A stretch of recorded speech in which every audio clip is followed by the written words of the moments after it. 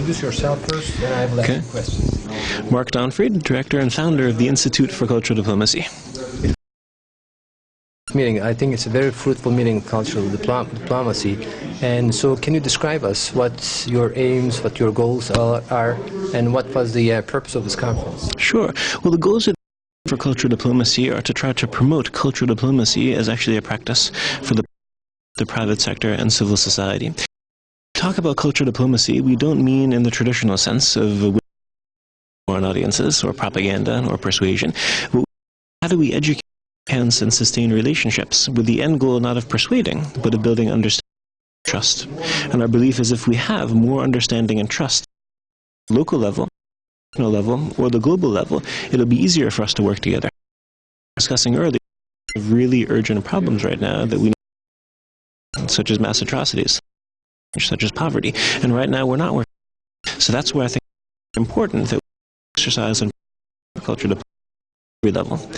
Diplomacy won't solve.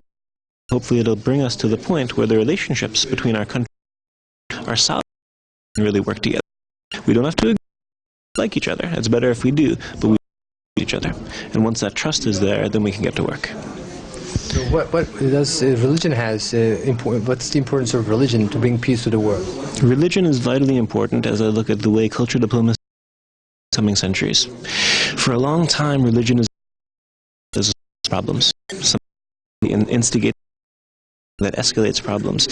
Something that is used and abused by politics as a way of manipulating individuals. True, in many cases that has happened in the 20th century and also much earlier.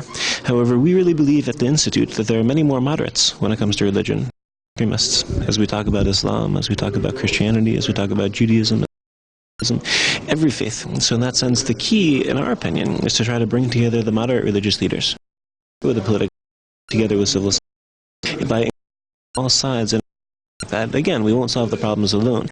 A little bit closer. So I really think that diplomacy development, cultural diplomacy, and dialogue are very important. Even when relatively from the cultural diplomacies of the past, it should be very, very present in the cultural diplomacies of the future. Well, very important. It's a big step toward peace, and I'm very in near future we will have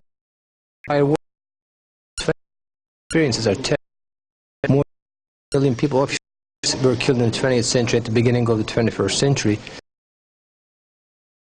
It's are coming. No, I agree. In every sense, it's about destruction. And the words destruction come from in terms of human beings, but in terms of presentation yesterday about culture and actually artifacts and heritage lost. And in terms of terrible for the environment, it's really if one actually were to do the math, destruction, that hard power policies. So in that sense, definitely we need soft power. Really hope and we can really get to work. Because if it's just about having conflicts, we're dealing with the issues. Not feeding and the environment.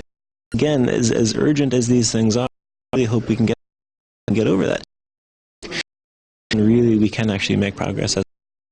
Yes, we hope to see you and do this in Istanbul, even with a larger group in the near future. Happy to. As I mentioned earlier, the key thing that we need to do a conference in another country is a local. We'll be honored and very pleased if we can with you. And if we discuss. Honor and meet you to be here, and it was a very fruitful meeting. Thank you for everything, and hope to see you in Istanbul soon. Okay, I look forward to it.